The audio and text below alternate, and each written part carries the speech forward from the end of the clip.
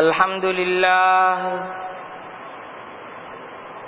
لله نحمده ونستعينه ونستغفره ونؤمن به ونتوكل عليه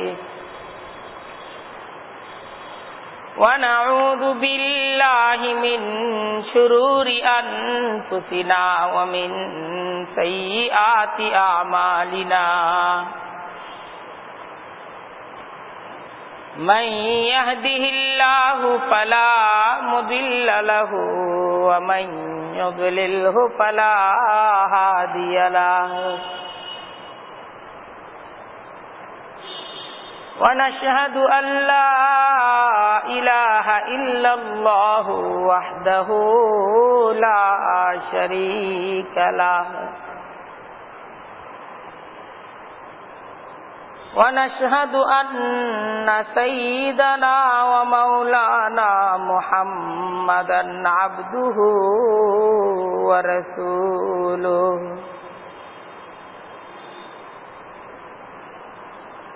أما بعد فأعوذ بالله من الشيطان الرجيم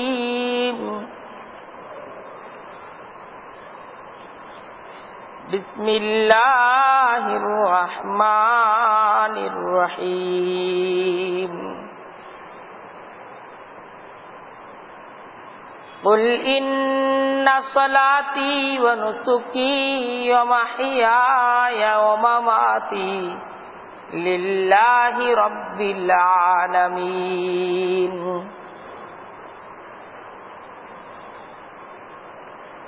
لا شريك له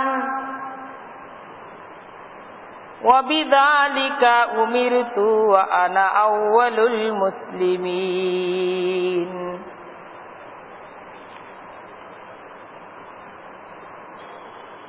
صدق الله العظيم وصدق رسوله النبي الكريم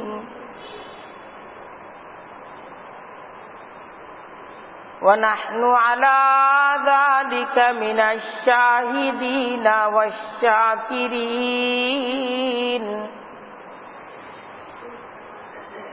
والحمد لله رب العالمين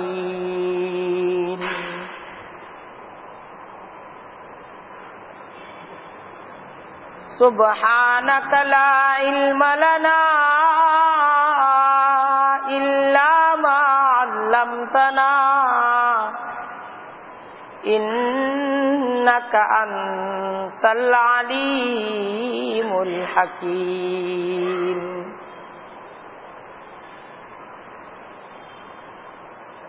আল্লাহ তাআলার দরবারে লাখো কোটি শুকরিয়া।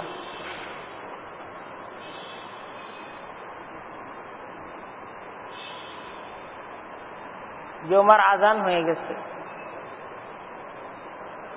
সামনে জুমার নামাজ, খুবই বরকতপূর্ণ ফজিলতপূর্ণ দিন। আজকের দিনটা জুমার দিন হওয়ার কারণে এক তো এ দিনের একটা বিশেষ মর্যাদা, জিলহজ মাসের প্রথম দশকের একটা দিন, আজকের দিন বিশেষ মর্যাদা সম্পন্ন দিন।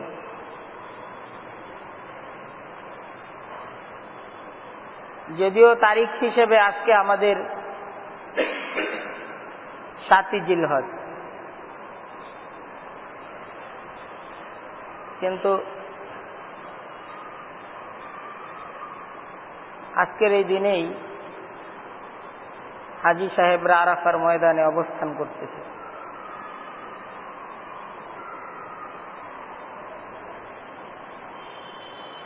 ফজিলতপূর্ণ দিন। এই দিনের ফজিলত হাদিসের মাঝে এমন আসছে যে আজকের এই দিনটা শয়তানের জন্য সবচেয়ে জ্বালাতনের দিন। আরাফার ময়দানে এইভাবে আল্লাহ তাআলার রহমত বর্ষিত হইতে থাকে, শয়তান অস্থির হয়ে ওঠে। আল্লাহ তাআলা মসজিদের পরিবেশে আল্লাহ তাআলার হুকুম পালনের উদ্দেশ্যে আমাদেরকে একত্রিত করে দিয়েছেন। দিল খুলে সকলেই আল্লাহ তাআলার দরবারে শুকরিয়া আদায় করে বলি আলহামদুলিল্লাহ।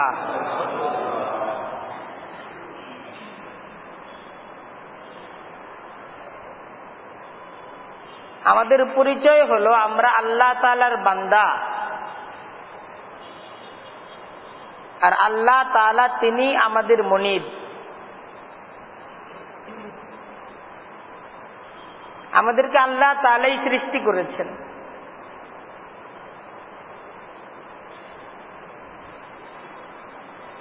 এই পূর্ণ পৃথিবীটা আল্লাহ তাআলা তিনিই সৃষ্টি করেছেন।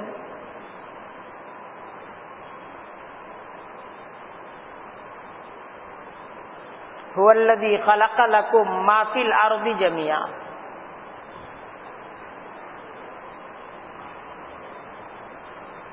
এবং এই পূর্ণ পৃথিবীর এই সকল কিছু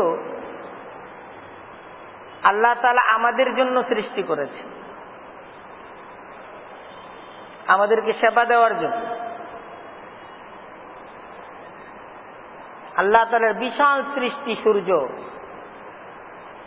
আমাদের সেবক হিসেবে কাজ করতেছে। বিশাল সৃষ্টি চন্দ্র, বিশাল সৃষ্টি পৃথিবী, এ আকাশ, দিন রাত সবই আমাদের জন্য, সমস্ত আয়োজন আমাদের জন্য।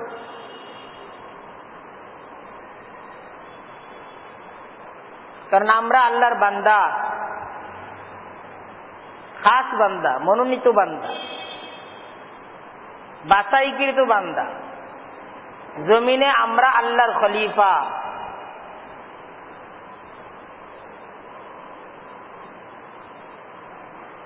আল্লাহ তাআলা এই যে পূর্ণ পৃথিবীটা আমাদের জন্য সৃষ্টি করলেন, খলিফা হিসেবে আমাদেরকে সৃষ্টি করলেন,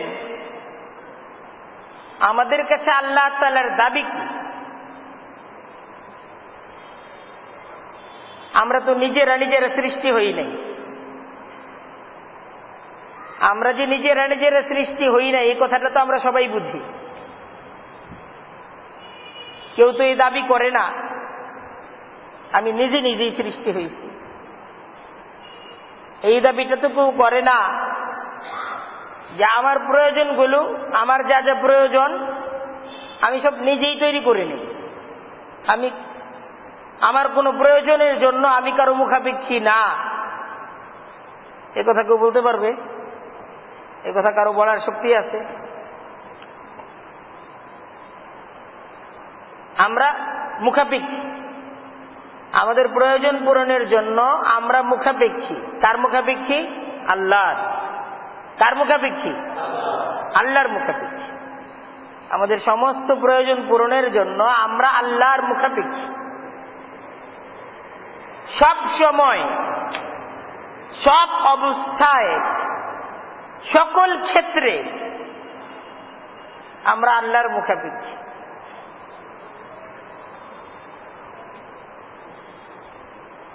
এবং আল্লাহ তাআলা তিনিও সীমাহীন উদার এবং দয়ার অধিকারী। সব অবস্থায়, সর্বক্ষেত্রে, সকল সময় তিনি আমাদের সহায়। তিনি আমাদের প্রয়োজন পূরণ করেই যাচ্ছেন, করেই যাচ্ছেন, করেই যাচ্ছেন। ওয়ালেকিন খুদাওয়ান্দ বালা ও পুস্তে বাইসিয়া দরে রিজকে বরকত না বাস্তে। ওয়ালেকিন খুদাওয়ান্দ বালা ও পুস্তে বাইসিয়া দরে রিজকে বরকত না বাস্তে। अगर बर जफा पेश बशतापते कि आज दस्त कहरश আমায়াফতে। সেখানে বলতেছেন আসমান জমিনের মালিক আল্লাহ, তার কত শক্তি, তার কত ক্ষমতা।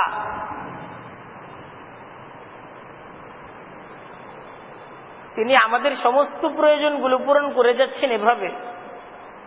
আমাদের প্রয়োজন পূরণের ক্ষেত্রে আমরা কে তাকে মানি, কে তাকে মানি না, আমরা কারা তার বাধ্যগত, কারা তার অবাধ্য, এটার বিচারও তিনি করেন না, সবাইকে দিচ্ছেন। তার অবাধ্যতার কারণে, তাকে না মানার কারণে। তিনি এমন না যে কারো জন্য তিনি রিজিকের দরজাকে বন্ধ করে দিয়েছেন, এমন কারো জন্য তিনি করেন নাই, করছেন। অবাধ্যরা রিজিক পাচ্ছে, তাদেরকে দিচ্ছেন। अगर बर जफा पेश बुशतापते कि अज दस्त कहराश अमायाफते, যদি बर জাফা পেশা কোন ব্যক্তি অপরাধ করার পর আল্লাহর যদি সিদ্ধান্ত থাকতো যে আমি সাথে সাথেই তাকে ধরব, অবাধ্যতার সাথে সাথেই আমি তাকে পাকড়াও করব, এটাই যদি আল্লাহর সিদ্ধান্ত থাকতো कि आज दस्ते कहराश अमायाफते, তাহলে আল্লাহ তাআলার ক্রোধের হাত থেকে, আল্লাহ তাআলার শাস্তি থেকে বাঁচতকে আল্লাহ সুযোগ দেন, অপরাধ করার পরে সুযোগ দেন। আল্লাহ দেখেন বান্দাকে, আরো পরখ করেন, আরো যাচাই বাছাই করেন। এই যে আল্লাহ তাআলা একটা সুযোগ দিয়ে আমাদেরকে রেখেছেন, আমরা আল্লাহ তাআলার হুকুম মানতেছি বা মানতেছি না, উভয় অবস্থায় তিনি যে আমাদেরকে একটা সুযোগ দিয়ে রেখেছেন,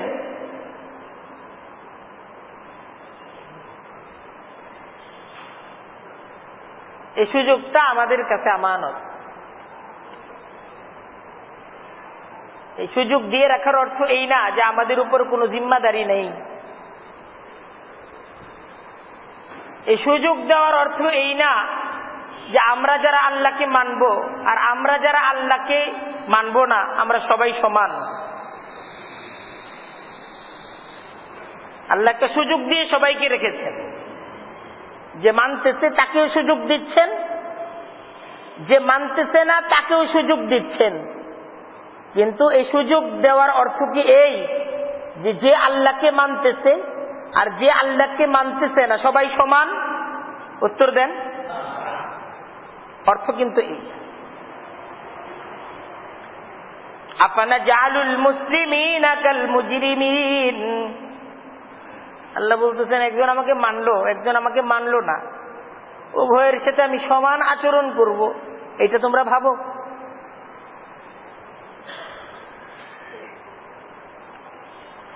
আম নাজালুল লাযীনা আমানু ওয়া আমিলুস সালিহাত কাল মুফসিদিনা ফিল আরদ আম নাজালুল মুত্তাকিনা কাল ফুজ্জার।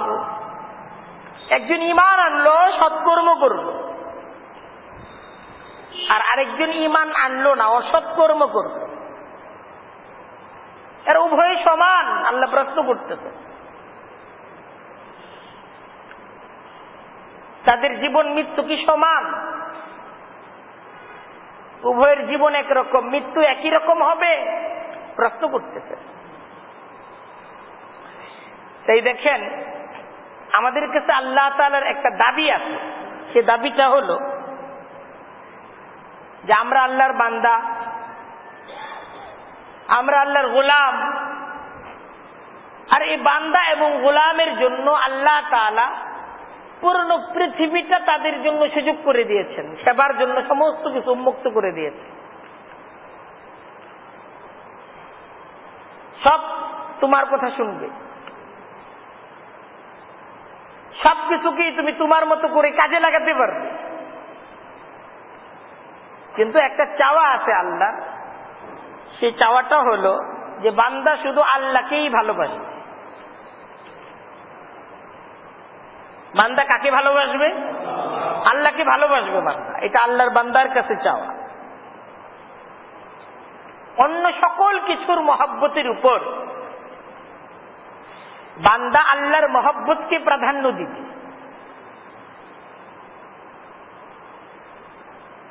যখন বান্দার সামনে আল্লাহর মহব্বতের দাবি আসবে,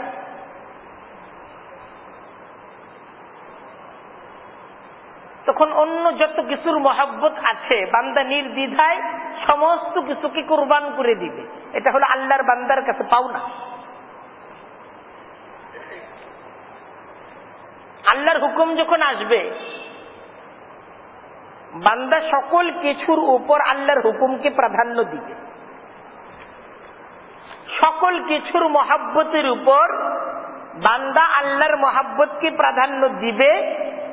এটা বান্দার কাছে আল্লাহর পাওনা। কারণ আমি আপনি আল্লাহর বান্দা না?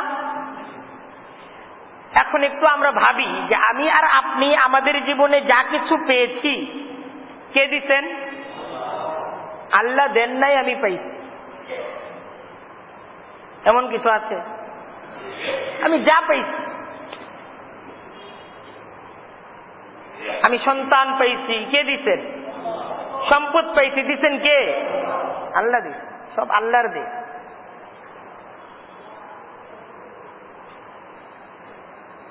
আমি আমার সন্তান কোথায় পেলাম, কিভাবে পেলাম, কে দিল? আমি আমার এই সম্পদ কোথায় পেলাম, কিভাবে পেলাম, দিল কে?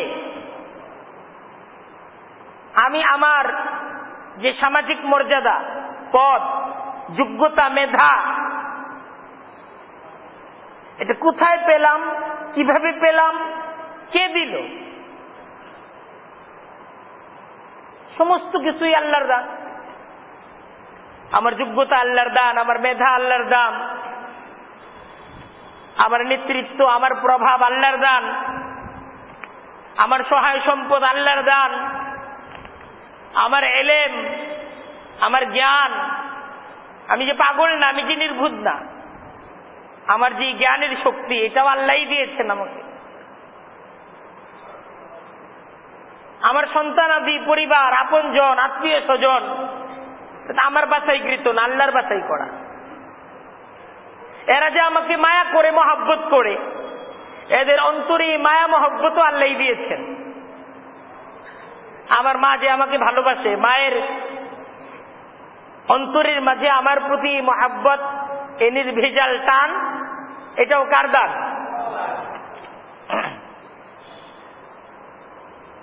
এটা যদি আমি বুঝে থাকি, এই কথাটা আমি যদি বুঝে থাকি যে আমার সবকিছু আল্লাহর দান, সব আল্লাহর দেয়া, এই কথাটা যদি আমি আপনি বুঝে থাকি, তাহলে আমার সমস্ত কিছুকে কেন আল্লাহর জন্য কুরবান করা যাবে না?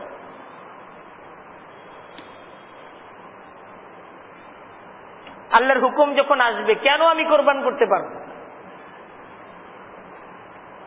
যদি আমি বিশ্বাস করে থাকি আল্লাহই দিয়েছেন, তাহলে আল্লাহ চাচ্ছেন,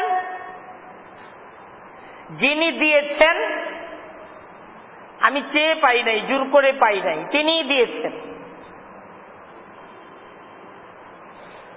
তিনি আবার চাচ্ছেন, যিনি দিয়েছেন তিনিই চাচ্ছেন। এখন আমি যদি মনে করি আমি দিব না, না এটা আমি দিব না,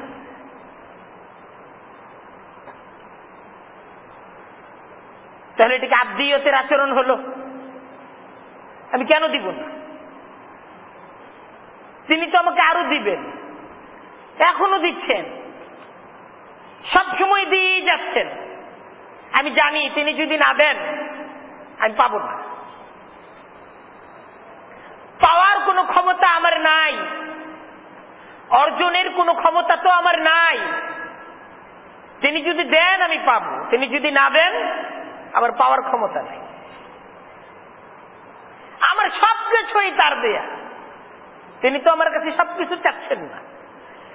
যা দিয়েছেন সব চাচ্ছেন না, নির্ধারিত একটা সময়ে নির্ধারিত একটা ইবাদত তিনি আমার কাছে চাচ্ছেন। তাহলে বুঝের দাবি, মেধার দাবি, যোগ্যতার দাবি কি হওয়া চাই? চাওয়ার সাথে সাথে তার চাওয়াটাকে পূরণ করা। আপনি চাচ্ছেন, আমি তো সর্বদা আমার সকল কিছু আপনাকে দেওয়ার জন্য আমি তৈরি। আমি সব সময় তৈরি, আমি দেওয়ার জন্য তৈরি। এটা হলো বান্দার কাছে আল্লাহর দাবি, এটা যে তোমাকে সব দিলাম, আমি যখন চাইবো, আমি যা চাইবো তা আমাকে দেওয়ার জন্য আমি দেখতে চাই তোমার প্রস্তুতি কতটুকু, এবং আমার দেয়া নিয়ামত, আমার দেয়া ধন, আমার দেয়া সন্তান, আমার দেয়া সম্পদ, আমার দেওয়া চাকরি, আমার দেওয়া পদ পদবী, এটাই যখন আমার জন্য তোমাকে দিতে হবে, আমার জন্য তোমাকে তা যখন কুরবান করতে হবে, এই পরীক্ষাটাই আল্লাহ বান্দার কাছে নিবেন। আল্লাহ যা দিচ্ছেন আল্লাহ দেখবেন যে আমার জন্য তুমি তা কুরবান করতে পারো কি, আমার জন্য, আমাকে খুশি করার জন্য, আমার দেওয়া জিনিসটা আবার আমার জন্য কুরবানি দাও। এটাই হলো বান্দার পরীক্ষাটা, ঠিক এখানেই। আল্লাহ যে বান্দার পরীক্ষা নেন,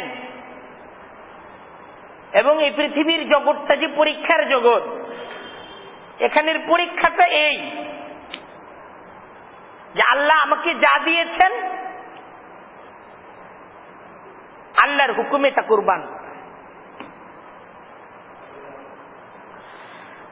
তো আল্লাহ তার মহাব্বতকে, তার বান্দার মহাব্বতকে নানা পরীক্ষা দ্বারা যাচাই বাছাই করেন যে বান্দা আসলে আমাকে কতটুকু ভালোবাসে। আমি তো চাই সর্বোচ্চ ভালোবাসা, সব আমি দেই, সেই সমস্ত ভালোবাসাটা তো আমার হওয়া চাই। লা তাসজুদু লিশ-শামসি ওয়ালা লিল-কামার, এই সূর্যটা আল্লাহর দেয়া, এই চন্দ্রটাও আল্লাহর দেয়া, সেই তুমি সূর্যকে সেজদা করো না। মহাব্বতটা তোমার সূর্যের সাথে হবে না, তুমি চন্দ্রকে সেজদা করো না, মহাব্বত তোমার চন্দ্রের সাথে হবে না, বরং চন্দ্র সূর্য যে আল্লাহ তোমাকে দিয়েছেন, তোমার মহাব্বত, তোমার সেজদা সে আল্লাহর সাথে হবে। এটাই কথা। তোমার সন্তান আল্লাহর দেয়া, তোমার সম্পদ আল্লাহর দেয়া, তোমার পদ পদবী আল্লাহর দেয়া। সুতরাং সেজদা বান্দা তুমি তোমার পদ পদবীকে করবে না, সেজদা তুমি তোমার সন্তান আর তোমার সম্পদকে করবে না, বরং এই সম্পদ যে আল্লাহর দেয়া, এই সন্তান যে আল্লাহর দেয়া, এই পদ পদবী যে আল্লাহর দেয়া, তোমার মহাব্বতটা সে আল্লাহর সাথে হয়।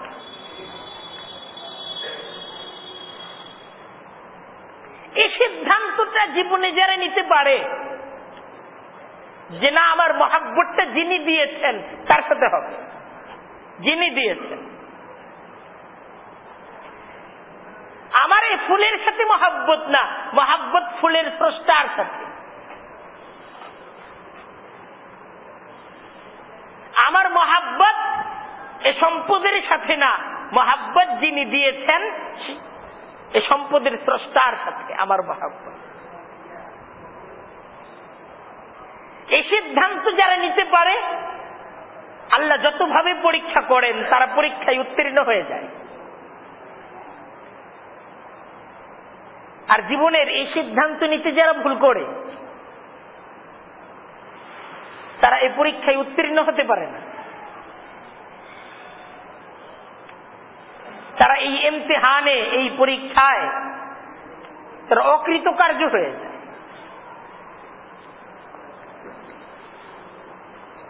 দেখেন,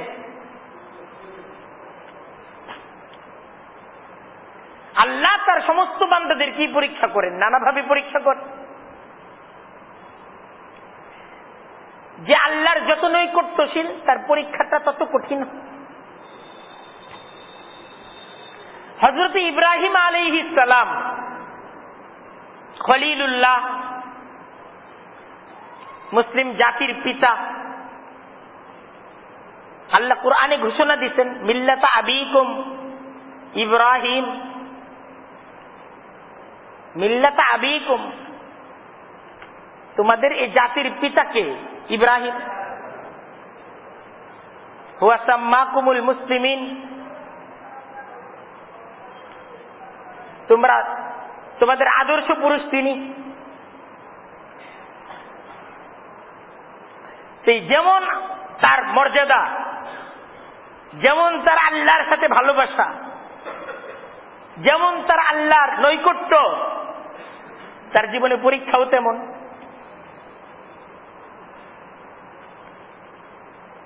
সারা জিন্দেগি পরীক্ষার উপর কাটতেছে।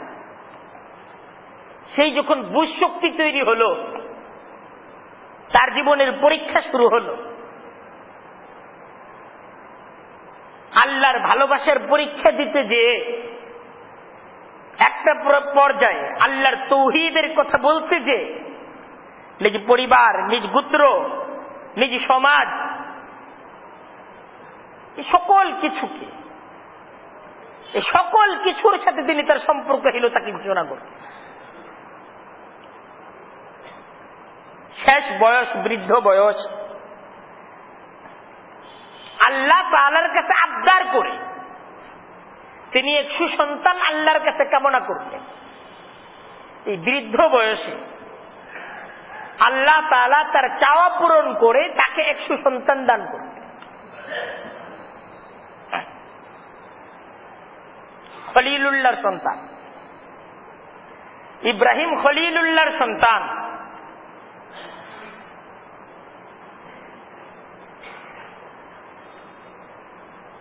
সারা জিন্দেগি যিনি আল্লাহ তাআলার মহব্বতের পরীক্ষায় বারবার উত্তীর্ণ হয়েছেন,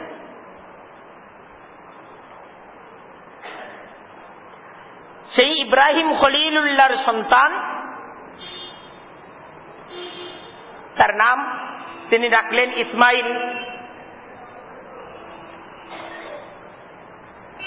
সন্তানের প্রতি মানুষের ভালোবাসা, মহাব্বত স্বাভাবিকভাবেই অন্য সকল কিছুর চাইতে বেশি হয়। তো এই ইব্রাহিম খলিলুল্লাহ সন্তান তো পেয়েছেন, মহাব্বত সন্তানের প্রতি আছে, আবার সেই সন্তানটা বৃদ্ধ বয়সের সন্তান। মহাব্বত কত বেশি, আল্লাহ তাআলার কাছে চায়া পাওয়া সন্তান। তো এবার আল্লাহ তাআলা ইব্রাহিম খলিলুল্লাহকে পরীক্ষা করতে চাইলেন, যে সব পরীক্ষা তো দেওয়া হয়েছে, কিন্তু সন্তানের ভালোবাসার পরীক্ষা তো এখনো হয় নাই।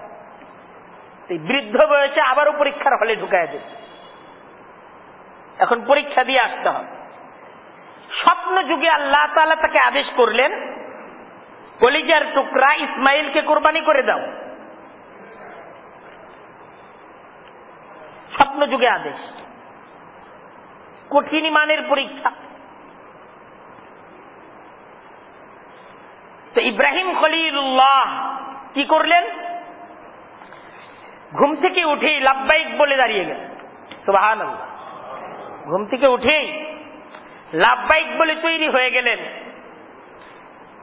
পুত্র ইসমাইলকে ডাকলেন।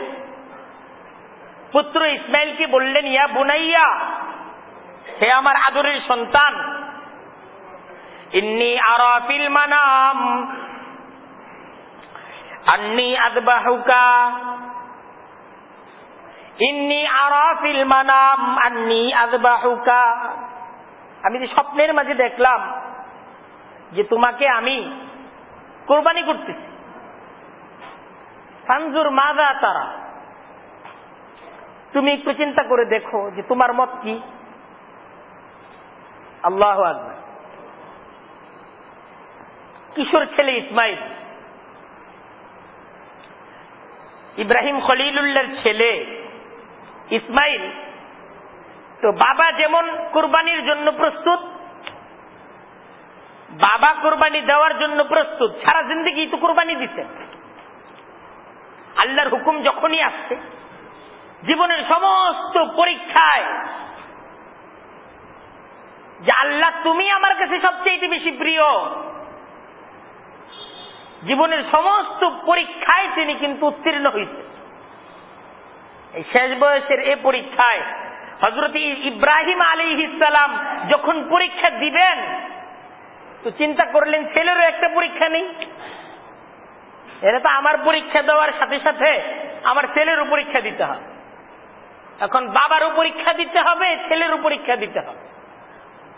তো বাবা তো আল্লাহর কাছে চাইছেন হাবলি মিনাস সালিহিন, যে আল্লাহ আপনার কাছে সৎকর্মশীল সৎ কাজের দিকে আগ্রহী একজন সন্তান আমি আপনার কাছে চাই। হযরত ইব্রাহিম আলাইহিস সালাম সুযোগ যখন পাইলেন ছেলেরও একটা পরীক্ষা নিলেন, যে ফাংজুর মাদা তারা, দেখো আমি তো এই স্বপ্ন দেখে ফেলছি, এটা আমার প্রতি হুকুম, তোমার ফিকির কি, তোমার চিন্তাটা কি?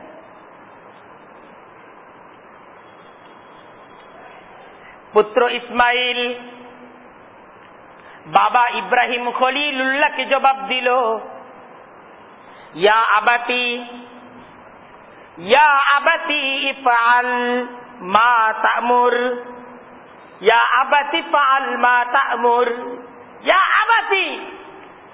তিনি জবাব দিলেন যে আব্বুজি ইফআল মা তা'মুর, আরে আপনাকে যে হুকুম দেওয়া হয়েছে আপনি হুকুম পালন করেন। সুবহানাল্লাহ।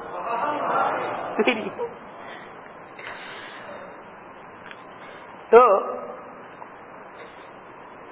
বাবাও তৈরি, সন্তানও তৈরি, ইব্রাহিম খলিলুল্লাহ তৈরি, ইসমাইল তিনিও জাবিহুল্লাহ হওয়ার জন্য কি হয়ে গেছেন, তৈরি হয়ে গেছেন।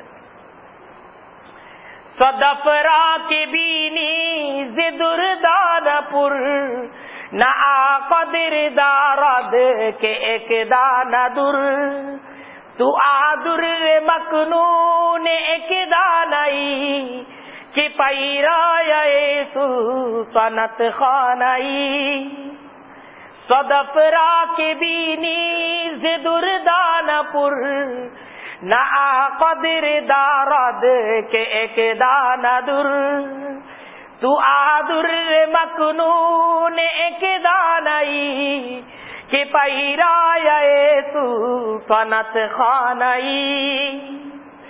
हजरत इस्माइल अलैहिस सलाम তিনি তো হযরতে ইব্রাহিম খলিলুল্লাহ আলাইহিস সালামের সেই সন্তান।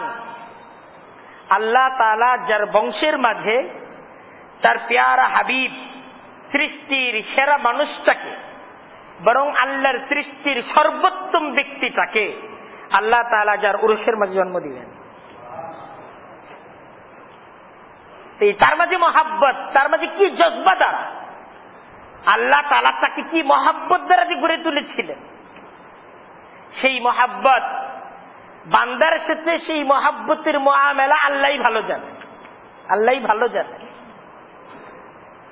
পথের মাঝে হযরত ইব্রাহিম হযরত ইসমাইল বাবা সন্তান উভয়ে চলছেন, পথ চলতেছেন। মায়ের কাছ থেকে বিদায় নিয়ে নিছে ছেলে, স্বামী স্ত্রীর কাছ থেকে বিদায় নিয়ে নিছে, উভয়ে চলতেছে। সারে ইব্রাহিম খলিল, আল্লাহ তাআলা যাদেরকে সেই পবিত্র ভূমিতে যাওয়ার তৌফিক দান করছে, ওনারা ওই পথ দ্বারা চলছেন। একটা পথ আছে সারে ইব্রাহিম খলিল, এই পথটা যে কাবা থেকে শুরু হয়েছে মিনায় গিয়ে শেষ হয়েছে। এই পথের নামও এখন ইব্রাহিম খলিল রোড, কারণ এই পথেই হযরত ইব্রাহিম খলিলুল্লাহ হযরত ইসমাইলকে নিয়ে যাচ্ছেন। কেন যাচ্ছেন? কুরবানি দেওয়ার জন্য যাচ্ছেন। বাবা যাচ্ছেন কুরবানি দেওয়ার জন্য, ছেলে যাচ্ছে কুরবানি হওয়ার জন্য, উভয়ে প্রস্তুত। আল্লাহু আকবার। পথের মাঝে শয়তান বাধা তৈরি করে, শয়তান পথের মাঝে বাধা দিচ্ছে, বাধা দিচ্ছে না শয়তান? তো শয়তান যখন বাধা দিচ্ছে, তো শয়তানকে কি মারা হয়েছে? পাথর মারা হয়েছে। শয়তান তুই বাধা দে, সহজ কথা। পিতা আল্লাহর মহাব্বতে সন্তানকে কোরবানি করার জন্য প্রস্তুত, সন্তান আল্লাহর মহাব্বতে নিজেকে কোরবানি করার জন্য প্রস্তুত। বলেন সে জায়গায় ইবলিসি কোন চাল এই জায়গায় চলতে পারে? ইবলিস এখানে করবি, ইবলিসের সমস্ত ক্ষমতা তো এখানে শেষ। নিজেকে কোরবানি করতে প্রস্তুত, যে আমি তো কোরবানি হতে চাই, এটাই আমার জীবনের পরম সৌভাগ্য যে আমি আল্লাহর জন্য কোরবানি হব। বাবা কোরবানি করতে চায়, শয়তান এই জায়গায় বাধা দেয় কিভাবে? শয়তানি সমস্ত বাধাগুলোকে অতিক্রম করে বাবা সন্তান কুরবানির স্থানে চলে গেলেন। কুরবানি হওয়ার জন্য ছেলে ইসমাইল শুয়ে পড়লেন। ছুরি চালাতে বাবা প্রস্তুত হয়ে গেছেন, ছুরি চালাবেন।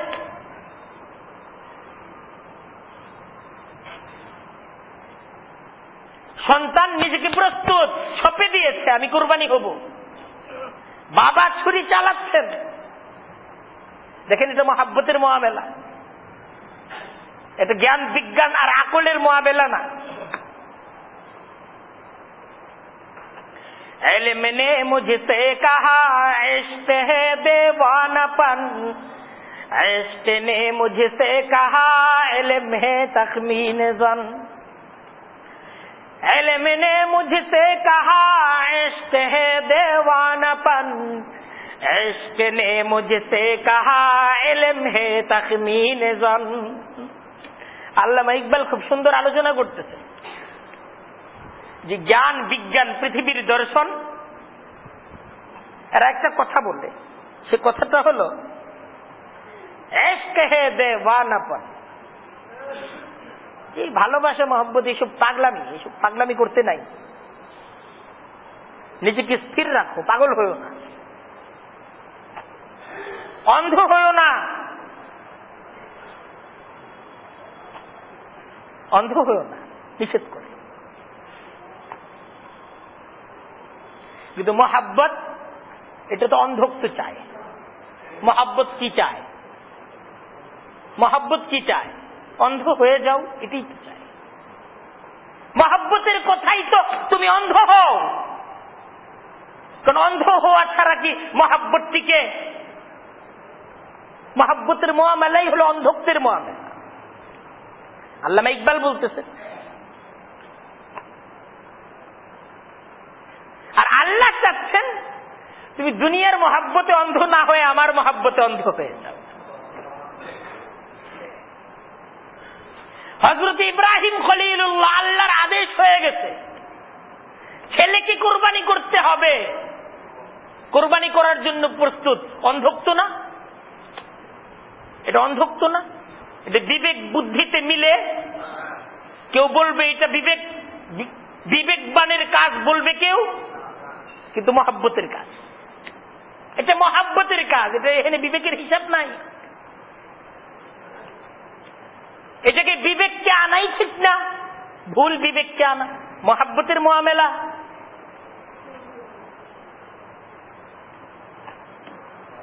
नहर जाए मरकब तू आताख्तन कि जहां से पुरबायदाख्तन। শেখ সাদি রহমতুল্লাহ আলাইহি খুব সুন্দর একটা আলোচনা করে বুস্তা কিতাবের মাঝে।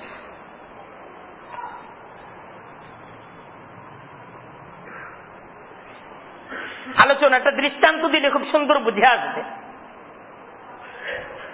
যে একজন ব্যক্তি কোটি টাকা দ্বারা গাড়ি কিনছে, কোটি টাকা দিয়ে। তো কোটি টাকার গাড়ি তো চলতে চলতে এখন পানিপথ সামনে চলে আসে। পথটা কি? পানিপথ। এখন এই কোটি টাকার গাড়ি কি পানির পথে চলবে? আরে বলেন না, চলবে না? গাড়ি থেকে নাইমা নৌকায় উঠতে হবে। চলবে? গাড়ি থেকে ভাই নামেন, আমি কোটি টাকা দিয়ে গাড়ি কিনছি, গাড়ি থেকে আমি নামবো না, আমি চলবো। চলবে গাড়ি? না, ও ডুববে, গাড়ি সহ ডুববে।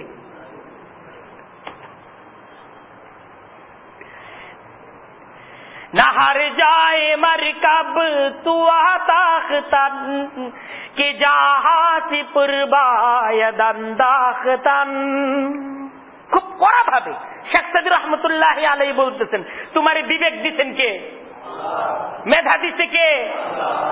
হ্যাঁ, মেধা দিচ্ছে আল্লাহ। মেধা এটা একটা শক্তি, বুঝের এটা একটা শক্তি। কিন্তু সব জায়গায় এই মেধা দিয়ে, এই মেধা আর এই যোগ্যতা দ্বারা সবকিছু বোঝা যাবে না। এটা সব পথের জন্য না। সবকিছু বুঝার মতো যোগ্যতা এর মাঝে দেওয়া হয় নাই। কিছু জায়গা আছে সে জায়গায় সারেন্ডার করতে হয়, সারেন্ডার করতে হয় যে না এটা আমার বুঝ দ্বারা হবে না, সারেন্ডার করতে হয়। যে আল্লাহর সাথে যে বান্দার মুআমেলা, আল্লাহর সাথে যে বান্দার মুআমেলা তো মহাব্বতের মুআমেলা, এটা আকল যুক্তি আর বিবেক দ্বারা আর দর্শন দ্বারা এটা বুঝতে চাওয়া যাবে না। বুঝতে চাওয়া যাবে, বুঝতে চাওয়া এটা ভুল, বুঝে আসবে না তো। কারণ মুআমেলাটা তো মহাব্বতের মুআমেলা, আল্লাহ তাআলার হুকুম, এটাই ইবাদত। এই ঘরের চারপাশে ঘুরো, এটাই ইবাদত। এখন যদি কারো বুঝে না আসে, ও যদি বলে যে আমার বুঝে আসতেছে না, কিছু করার নাই তো, এটা তো বুঝের জিনিস না, এটা মহাব্বতের জিনিস।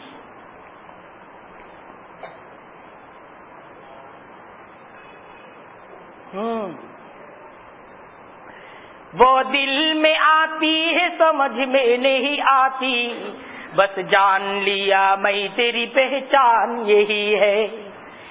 वो दिल में आती है समझ में नहीं आती, बस जान लिया मैं तेरी पहचान यही है। वो दिल में आती है समझ में नहीं आती। তুমি যদি আল্লাহকে বুঝতে চাও, আল্লাহকে বুঝার জন্য মহাব্বত তৈরি করে বুঝে আসবে, সব বুঝে আসবে, অন্য কোনো ভাবে বুঝে আসবে না।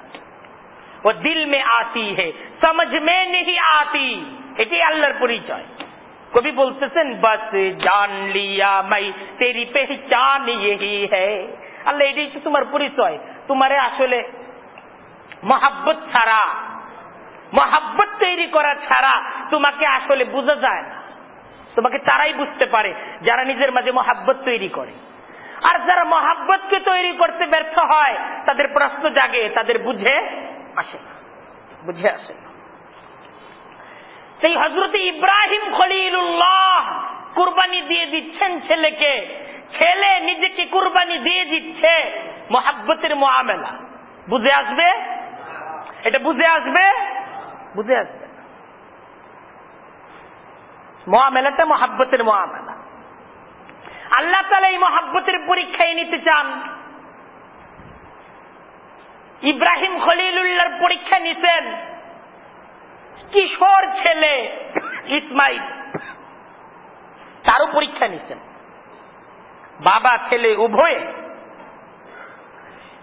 আল্লাহ তাআলার নেয়া এই ইমতিহানে, এই পরীক্ষায় এমন ভাবে মহাব্বতের পরীক্ষা দিয়ে বিজয় অর্জন করলেন যে আল্লাহ তাআলা বাবা ছেলের এই অতুলনীয় কুরবানি এটাকে এত পছন্দ করলেন যে তৌহিদে বিশ্বাসী সক্ষম আল্লাহ তাআলা তার সমস্ত বান্দাদের জন্য পরবর্তীতে এই কুরবানি দেওয়াটাকে ফরজ করে দিলেন। তাই আমাদের আজকের কুরবানি, আমরা যে কুরবানিটা দিয়ে থাকি, মূলত সেই কুরবানির একটা অতি সামান্য অনুকরণ। আমাদের এই কুরবানিটা, আমাদের আজকের এই কুরবানিটা ঠিক সেই কুরবানির অতি সামান্য একটা অনুকরণ। এই কুরবানির মাঝে আসলে মহাব্বত এবং ভালোবাসাটাই এটা সবচেয়ে বড় বিষয়। পশু কুরবানিটা বড় বিষয় না, এটাকে বড় বিষয়টা কি? মহাব্বত আর ভালোবাসাটা। কতটুকু মহাব্বত, কতটুকু ভালোবাসা। আল্লাহর ভালোবাসায় আমি আল্লাহ তাআলার ফরজ করা এই ইবাদতটাকে আমি করতেছি, আমাদেরকে সে পরীক্ষাটা দিতে হবে। তাই আমরা যখন কুরবানি দিব, আমরা এই কুরবানির জন্য যে প্রস্তুতি নিচ্ছি, যে পশুকে আমরা কুরবানি দিব তার সাথেও মহাব্বতের আচরণ করা চাই, সে পশুটাকে খুব মহাব্বত করা চাই। কারণ আল্লাহর প্রতি আমার মহাব্বতের প্রকাশ, আল্লাহর সাথে আমার মহাব্বতের প্রকাশে আমি আল্লাহর নামে এই পশুটাকে কুরবানি করছি। এই পশুটাকে কুরবানির মাধ্যমে আমি আল্লাহর কাছে এই কথাটাকে বলছি, আল্লাহ তোমাকে ভালোবাসি, সবচেয়ে বেশি ভালোবাসি। কুরবানিটা যেন ভালোবাসার কুরবানি হয়।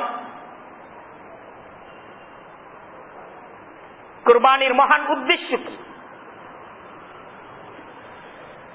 কুরবানিটাই সবচেয়ে বড় উদ্দেশ্য। কোরআন বলতেছে লা ইয়ানালাল্লাহা লুহুমুহা ওয়ালা দিমাউহা। দেখো এই কুরবানির পশুর গোশত, এই কুরবানির পশুর রক্ত, এটা তো আল্লাহর কাছে পৌঁছে না। ওয়ালাকিন ইয়ানালুহুত তাকওয়া মিনকুম, তোমাদের মনের মাঝে যে তাকওয়া, মনের যে পরহেজগারি, মনের মাঝে যে আল্লাহর প্রতি ভালোবাসা, আল্লাহ তাআলার নামের সামনে, আল্লাহর হুকুমের সামনে নিজের সমস্ত কিছুকে কুরবানি করার তোমাদের যে জজবা, সেই জজবাটা আল্লাহ তাআলা দেখেন, সেই মহব্বতটাই আল্লাহ তাআলা দেখেন। সেই খুব ইখলাস, মহব্বত, লিল্লাহিয়ত, এটা আমাদের মাঝে এই সময়কে কেন্দ্র করে তৈরি করা। জিলহজ মাসের এই প্রথম দশক শুধু কুরবানির দিন না, জিলহজ মাসের প্রথম দশকের প্রত্যেকটা রাত, প্রত্যেকটা দিন খুব ফজিলতপূর্ণ। কেন ফজিলতপূর্ণ? এই প্রথম দশকটা অতিবাহিত হওয়ার পর 10 তারিখ আমাদের কুরবানির দিন। তাই এই প্রথম দশককে কেন্দ্র করে নিজের মাঝে মহাব্বত, ভালোবাসা, প্রেম, এটাকে তৈরি করা চাই। আল্লাহর প্রতি মহাব্বত তৈরি করা চাই। 10 তারিখের কুরবানির দিন, জিলহজের 10 তারিখের কুরবানির দিনে আমি যেই মহাব্বত, যেই প্রেমটা আল্লাহ তাআলার সামনে আমি প্রদর্শন করব, তার জন্য প্রস্তুতি গ্রহণ করা। জরুরি কুরবানির কিছু মাসাইল আমরা আলোচনা করতেছি।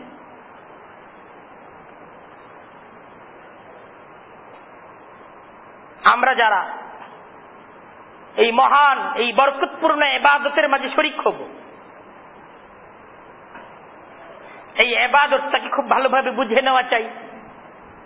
যেহেতু একটা ইবাদত করতেছি, খুব বুঝে নেওয়া চাই কি পদ্ধতিতে, কিভাবে এই ইবাদতটাকে আমরা আঞ্জাম দিব, সেইভাবে আমাদের মাঝে একটা প্রস্তুতি, এই কয়েকটা দিনকে কেন্দ্র করে একটা প্রস্তুতি আমাদের মাঝে হয়ে যাওয়া চাই। আমাদের চেষ্টা থাকবে, আমরা নিজেরা চেষ্টা করবো এই বিষয়টা। আমরা নিজেরা যারা পারি, আমরা আমাদের কুরবানির পশুটাকে নিজেরাই জবাই করার চেষ্টা করব। যারা নিজেরা জবাই করতে আমরা সক্ষম না, আমরা অন্তত পক্ষে সামনে থাকার চেষ্টা করব। নবী করিম সাল্লাল্লাহু আলাইহি ওয়াসাল্লাম হযরতে ফাতেমাকে লক্ষ্য করে বলতেছেন, কুমি ফাশহাদি উযহিয়াতাক, তুমি দাঁড়াও, তোমার কুরবানি দেখো, জবাই হচ্ছে দেখো। আল্লাহ রাসূল হযরতে ফাতেমাকে বলতেছেন, কেন দেখবা? ফাইন্নাহু ইয়াগফিরু লাকি বিআউয়ালি কাতরাতিন মিন দামিহা কুল্লা যামবি। এই কুরবানির পশুকে জবাই করার সাথে সাথে তার প্রথম রক্ত যখন জমিনকে স্পর্শ করবে, এই প্রথম রক্ত জমিনকে স্পর্শ করার সাথে সাথে আল্লাহ তাআলা এই ইবাদতের বিনিময়ে তোমার সমস্ত গুনাহ মাফ করে দিবে। এই সময়টা সামনে থাকো, এটা তো ইবাদত। কুরবানি ইবাদত না? এটা তো শুধুই জবাই না, শুধুই জবাইয়ের পর গোশত বন্টন না, এটা ইবাদত। এই মহাব্বতের সাথে এটা মনে করতে থাকা, এই ইবাদত দ্বারা আমার গুনাহ মাফ হচ্ছে, এই ইবাদত দ্বারা আমি পবিত্র হচ্ছি। নিজের মাঝে যে নিজে আমি যে পবিত্র হচ্ছি, আমার গুনাহগুলো থেকে আমার একটা গোসল হচ্ছে, সেই অনুভূতি নিজের মাঝে জাগ্রত করা। কোরবানির পশুটাকে যখন কিনবো, সেই মহাব্বত, সেই জজবার সাথে কিনা, যেই পশুটাকে নিজের কাছে সবচেয়ে নিখুঁত মনে হয়, সবচেয়ে প্রিয় মনে হয়, নিজের সক্ষমতা অনুযায়ী সেই পশুটাকে ক্রয় করার চেষ্টা করা। এবং মহাব্বতের সাথে এটাকে জবাই যে করতেছি, তখনও মহাব্বত, যে এর মাধ্যমে আমার গুনাহ মাফ হচ্ছে, এর মাধ্যমে আমি আল্লাহ তাআলার কাছে নিজ মহাব্বতকে প্রকাশ করছি, আল্লাহর মহাব্বতের প্রকাশে আমি একটি কুরবানি করছি। এই অনুভূতির সাথে এই ইবাদত কি করার চেষ্টা করি। জবাই করার পূর্বে যে দোয়া আমরা পড়ব, ইন্না সালাতি ওয়া নুসুকি ওয়া মাহইয়ায়া ওয়া মামাতি লিল্লাহি রাব্বিল আলামিন। মুখস্থ আছে না? মুখস্থ করার চেষ্টা করি, একটা ইবাদত করব, নিয়তটা মুখস্থ করব না? 2টা দিন তো কোনো ব্যাপার না, 2টা আয়াত 2 দিনে মুখস্থ করা যাবে না? উত্তর দেন, যাবে না? যেহেতু ইবাদত করতেছি। ইন্না সলাতি ওয়া নুসুকি ওয়া মাহইয়ায়া ওয়া মামাতি লিল্লাহি রাব্বিল আলামিন। ইন্না সলাতি আমার নামাজ, ওয়া নুসুকি আমার কুরবানি, ইন্না সলাতি ওয়া নুসুকি ওয়া মাহইয়ায়া আমার জীবন, ওয়া মামাতি আমার মৃত্যু, লিল্লাহ আল্লাহর জন্য। সুবহানাল্লাহ, আল্লাহ কত সুন্দর দোয়া শিখাইছেন। ইন্না সলাতি নিশ্চয়ই আমার নামাজ, সলাতি অর্থ কি? নামাজ। ওয়া নুসুকি আমার কুরবানি, ওয়া মাহইয়ায়া আমার জীবন, ওয়া মামাতি আমার মৃত্যু, লিল্লাহ কার জন্য? রাব্বিল আলামিন, যিনি রব্বুল আলামিন। লা শারীকা লাহু, তার কোনো শরীক নেই। তার কোনো শরীক আছে? আমি এ কথার স্বীকৃতি দিচ্ছি, তার কোনো শরীক নেই। লা শারীকা লাহু ওয়া বিযালিকা উমিরতু, এবং আমাকে এ কথা বলার হুকুম দেওয়া হয়েছে যে তুমি বলো লা শারীকা লাহু। তাই আমি বলতেছি লা শারীকা লাহু ওয়া বিযালিকা উমিরতু ওয়া আনা আউয়ালুল মুসলিমিন, ওয়া আনা আউয়ালুল মুসলিমিন, আমি প্রথম মুসলিম। আনা আউয়ালুল মুসলিমিন, এই 2টা আয়াত। ইন্না সলাতি ওয়া নুসুকি ওয়া মাহইয়ায়া ওয়া মামাতি লিল্লাহি রাব্বিল আলামিন লা শারীকা লাহু ওয়া বিযালিকা উমিরতু ওয়া আনা আউয়ালুল মুসলিমিন। এটা বলার পর আমরা বলবো আল্লাহুম্মা মিনকা ওয়া লাকা, আল্লাহুম্মা মিনকা ওয়া লাকা, আল্লাহ তোমার থেকেই, তোমার দেওয়া সম্পদ দ্বারাই, ওয়া লাকা তোমার জন্য, এই সম্পদ তোমার দেয়া, আর এই সম্পদ দ্বারা কুরবানিও দিচ্ছি কার জন্য? তোমার জন্য, আমার জন্য। এখানে আমার অন্য কোনো উদ্দেশ্য নাই, আল্লাহ তোমাকে খুশি করা। কুরবানি তো গোশত খাওয়ার জন্য, গোশত তো সারা বছর খাচ্ছি। কুরবানি তো আল্লাহর জন্য। কুরবানি কার জন্য? আল্লাহর জন্য, নির্ভেজাল আল্লাহর জন্য। এটা অন্য কিছুর জন্য না। অন্য সময় যদি আমি গরু জবাই করি, গোশত খাই, বিভিন্ন অনুষ্ঠানকে উপলক্ষে গরু জবাই দেই না, তখন কি নেকি হয়? তখন কি নেকি হয়? কিন্তু কুরবানির সাথে তো আমার গুনাহ মাফের সম্পর্ক, আল্লাহ তাআলার সাথে একটা ইবাদতের সম্পর্ক। তো এই জায়গায় ইবাদতটাই মনে করব, এই জায়গায় অন্য কোনো কিছু এটা চিন্তাই করব না। চিন্তাই করব যে ইবাদত হচ্ছে আমার গুনাহ মাফ হচ্ছে। আল্লাহুম্মা মিনকা ওয়া লাকা, আল্লাহ তোমার দেওয়া সম্পদের মাধ্যমে তোমার জন্য কুরবানি দিচ্ছি। তারপর বিসমিল্লাহি আল্লাহু আকবার বলে জবাই কর। সহজ।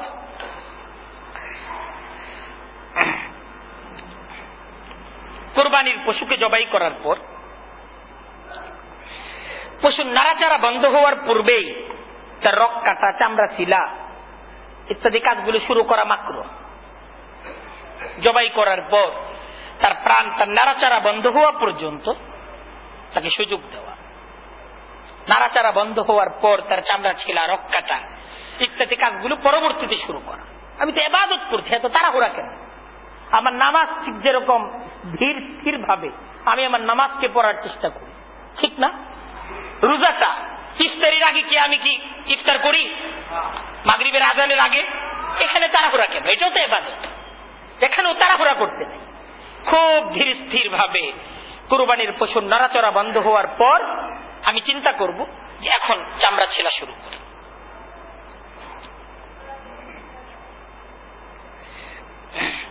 কুরবানি যখন আমরা শরিকানার সাথে দিব, শরীকদের মাঝে গোশত, এটা অনুমান করে বন্টন করা না যায়। এটাকে অবশ্যই অনুমান করে কোনোভাবেই বন্টন করা যাবে না, মেপে বন্টন করতে হবে। এটা খুব এই ক্ষেত্রে সতর্ক থাকে। নিজেরা নিজেরা আরে আমাদের মাঝে কি এটা আবার মাপতে হবে না, মাপাটা শরীয়তের হুকুম। আমাদের মাঝেও কি করতে হবে? মাপতে হবে। আমরা যদিও 2 ভাই আলাদা, আমরা এক পরিবারে না, ভিন্ন 2 পরিবার। আমরা যখন কুরবানির গোশতকে বন্টন করব তো মেপে বন্টন করব। মাপাটা এটা আমার ইচ্ছার বিষয় না, এটা কার হুকুম? এটা শরীয়তের হুকুম। শরীয়তের হুকুম যেহেতু, তাই এই জায়গায় মেপে বন্টন, মানে অনুমান করে বন্টন করা যাবে না, মেপেই কি করতে হবে, বন্টন করতে হবে। আর যদি 51ভুক্ত পরিবার হয়, যদি কয়েকজন মিলে কোরবানি দিচ্ছে কিন্তু এক পরিবার, তাহলে তো আর গোস্ত বন্টনের বা ইয়ার প্রয়োজন নেই। কোরবানির গোস্ত এটা তো আল্লাহ তাআলা আমাদের জন্য সুযোগ করে দিয়েছেন নিজেদের জন্য খাওয়া, এটা জায়েজ, আমরা নিজেরা খাবো, পরিবার বর্গকে খাওয়াবো, আত্মীয় স্বজনদেরকে দিব, গরিব মিসকিনদেরকে দিব। উত্তম হলো 3 ভাগ করা, এটা একদম জরুরি এরকম না, উত্তম হলো 3 ভাগ করা। আর পরিবার যদি বড় হয়, আত্মীয় স্বজন যদি বেশি হয়, তো নিজেদের মাঝে বন্টন করা, একের আনন্দে একের ইবাদতে অন্যকে শরীক করা, হ্যাঁ, এই বিষয়গুলো আমরা খেয়াল করব। কুরবানির যে চামড়া, এটা বিক্রয় দান কোনটা না করে নিজে ব্যবহার করা কিন্তু জায়েজ। কোরবানির চামড়া এটা নিজে যদি কেউ ব্যবহার করতে চায়, ব্যবহার করার সুযোগ আছে, তবে বিক্রয় না করে দান করে দেওয়াটাই উত্তম। হাদিসের মাঝে দান করে দেওয়ার কথা আসছে, দান করে দেওয়াটাই উত্তম। মান বাআ জিলদা উযহিয়াতি, হাদিসের শব্দ, যে যারা তাদের কুরবানির চামড়া এটা বিক্রি করবে, ফালা উযহিয়াতা, এটা তো কুরবানি হইল না, এরকম বলা আছে। কিন্তু তারপরও গরিব মিসকিনদেরকে টাকা দেওয়ার শর্তে এটাকে বিক্রি করার সুযোগ আছে, যে আমি টাকাটা ঠিক একদম ওই টাকাটাই, টাকা পাল্টানো যাবে না, ঠিক একদম ওই টাকাটাই গরিব মিসকিনদের পর্যন্ত, কারণ এটা আমি তো কুরবানি দিচ্ছি, এই চামড়ার টাকাটা এটা কুরবানির পশুর চামড়ার টাকা, এটা গরিব মিসকিনদের একান্ত, এটা তাদের হক, এটা তাদের পর্যন্ত পৌঁছে দেওয়ার চেষ্টা করব।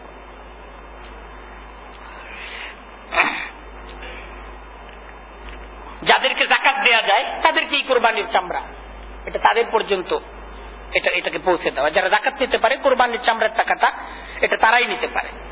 তবে আমরা এই ক্ষেত্রে বিভিন্ন এতিমখানা, মাদ্রাসা, নিজের গরিব আত্মীয় স্বজন তাদেরকে বিশেষভাবে প্রাধান্য দেওয়ার চেষ্টা করব। আল্লাহ তাআলা আমাদের সবাইকে সামনে যে ইবাদত আসতেছে, এই ইবাদতকে সহিভাবে মহব্বতের সাথে আদায় করার তৌফিক দান করুক। ওয়া আখিরু দাওয়ানা আনিল হামদুলিল্লাহি রাব্বিল আলামিন।